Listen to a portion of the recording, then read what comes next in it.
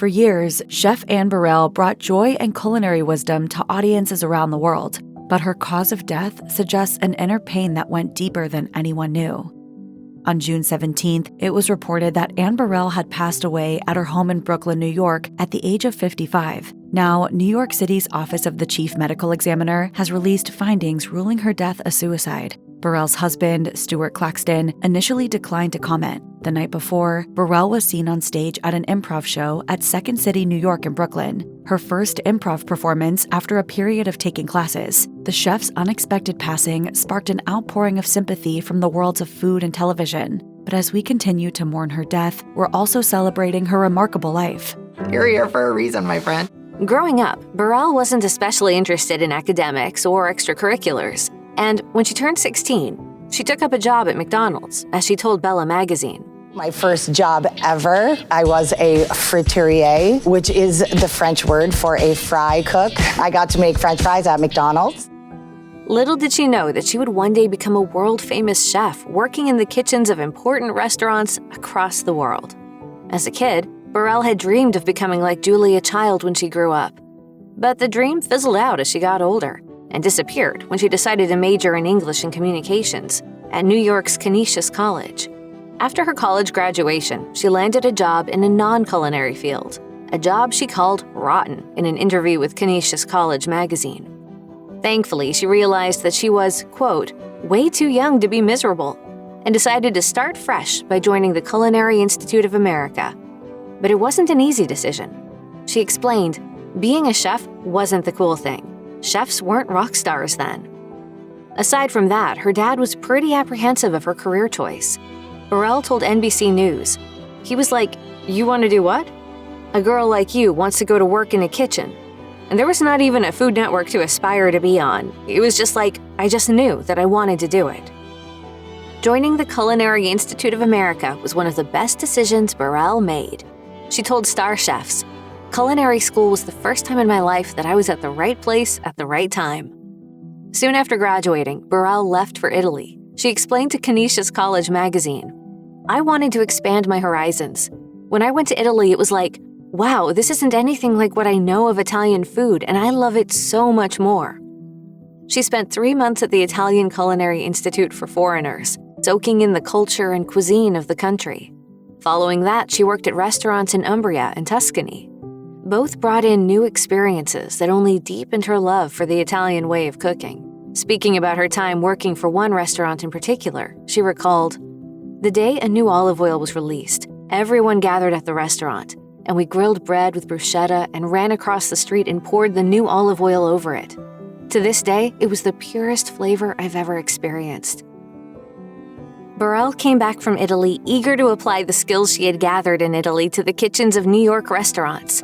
With top restaurants in her portfolio, Burrell eventually transformed into an especially sought-after chef in New York. But as work continued at a heated pace, Burrell began to burn out, and she wasn't alone. A 2017 study by Unilever Food Solutions revealed that over 70% of chefs are sleep-deprived, while over 60% report feeling depressed. Over half were so stressed they felt they were at a breaking point.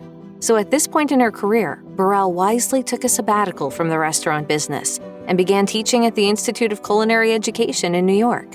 According to Restaurant Girl, teaching proved to be a profound experience for Burrell. She told Canisius College magazine, I needed a change of scenery, but something still involved with cooking, and it definitely made me a better cook. It really made me question cooking techniques and ask myself, why do I do this? Though Burrell enjoyed her time as a teacher, she felt that teaching was something that chefs took up at the end of their careers, not at the beginning, where she considered herself to be. More importantly, she realized that she missed the buzz of restaurant kitchens and itched to get back into full-time cooking. I love my job, and I'm good at it. After her stint teaching, Burrell got back to wearing her chef's hat and became the executive chef at the Italian restaurant Lumi. Later, she was hired by the big guns of the restaurant industry, Chef Mario Batali and Joe Bastianich, to join the team at Italian Wine Merchants. This opportunity, little did she realize at the time, would change her life even more dramatically than previous opportunities. Batali picked Burrell to act as his sous chef in the reality show competition Iron Chef America. She told Canisius College magazine, Why he asked me out of the hundreds of people who worked for him, I never questioned it, and I never looked back. I was just very, very lucky. Iron Chef America was both a stressful and delightful experience for Burrell, as she assisted Batali with prep work and making dishes. She told Restaurant Girl, "My philosophy is, I want to help as much as I can, and I am not going to be the reason Mario loses." Iron Chef proved to be a stepping stone for Burrell, who went on to expand her culinary empire by appearing on other Food Network shows. Riding on the fame that Iron Chef America brought her way, Burrell landed a job as executive chef at Centro Vinoteca in New York in 2007. She crafted a menu there after a heavy amount of research and investment of time. She told her college magazine, "It's building something from scratch. It winds up being your baby, and you are very invested in something like that." Though the restaurant closed in 2008, it served as the stone that she stepped on to launch her own Food Network show, Secrets of a Restaurant Chef. Soon, Burrell would be called in to co-host Worst Cooks in America, a show that shot her to fame and defined her as someone who demystifies cooking for even the most seemingly hopeless home cooks. She explained, "I try to take the fear factor out and let people know that it doesn't have to be this awesome, daunting experience." For Burrell, doing Food Network shows of this type was not much different from teaching her previous students how to cook. She told Own Your Kitchen, "TV is just the medium to get the message out there. At the end of the day, I'm just a cook." Burrell's calendar was full with her Food Network show schedules, with little time to spend in a kitchen where she was most comfortable. In a 2017 keynote speech for the Smart Women Luncheon and Expo, she said, "I wanted to get back to my roots. I wanted to get my hands in food again. That is my absolute passion." The more I was going along being a celebrity chef, the more people did not want me to cook. Acknowledging this urge, she partnered with a longtime friend, Phil Casaselli, who owns the popular bar Daddy-O in New York City. Together, the two started a restaurant in Brooklyn called Phil and Anne's Good Time Lounge in 2017. In stark contrast to what the joint was named, the co-owners had far from a good time managing it. The arrangement was that Casaselli would take care of the admin work and the bar, while Burrell would head the kitchen.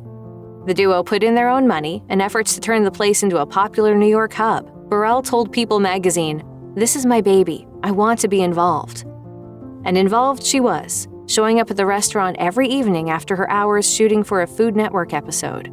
According to Eater, as months went by, Casaselli found Burrell to be a tough partner to work with. She wouldn't take his suggestions and would often flaunt her celebrity status, he claimed. He also alleged that Burrell ultimately shut the place down without prior warning, a claim that Burrell's representative refuted, according to the Daily News. Burrell bumped into her second love through the dating app Bumble. She and Stuart Claxton, a sales marketer at Univision, hit it off from their first online conversation. Claxton found Burrell to be, in his words, a wonderful surprise on their first in-person date. He told Today, "When she sat down in front of me, I was like, wow, she's so hot." The duo dated for 2 years before Claxton decided to pop the big question in the thick of the COVID-19 pandemic. Can I see the ring? Yes, of course. But But she seems to be happy with the unexpected change nonetheless.